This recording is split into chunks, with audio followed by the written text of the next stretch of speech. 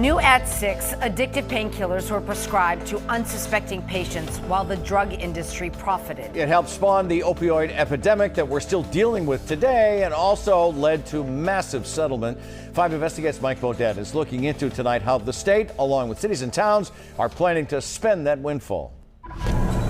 Scenes from the area known as Mass and Cass in Boston this summer.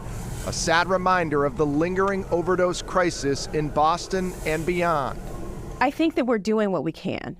You know, this is a really complicated and tragic issue. Dr. Basola Ojikutu is executive director of the Boston Public Health Commission. Opioid-related overdose deaths hit an all-time high statewide and in Boston in 2022.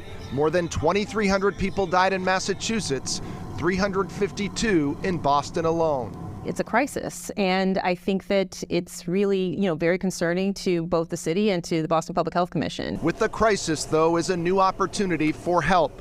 An infusion of cash is on its way thanks to a national $26 billion settlement with opioid makers and distributors. Massachusetts will see more than $1 billion. About 60% of that will be spent by the state.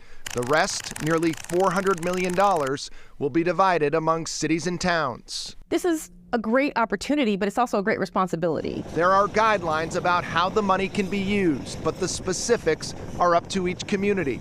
Boston has nearly $5 million to spend already and will receive another $1 million a year for the next 15 years. Now the city wants help figuring out where the money should go. The question is, how do you incorporate the thoughts of those families and communities who have been devastated by this crisis in how we use these funds? I think the great thing about these funds is that they are somewhat flexible. The city has a survey that it's asking people to fill out. It's also hosting meetings and listening sessions to hear firsthand about the impact of opioid use disorder and how to mitigate it. We can do things in terms of harm reduction that we weren't necessarily able to do, or that they could have restricted and have been restricting in other cities. We can do things like address disparity. We really want to invest in services and in interventions that we think will be most effective. You can find a link to Boston's survey on our website, WCVB.com. The survey closes on August 9th. Mike Beaudet, 5 Investigates.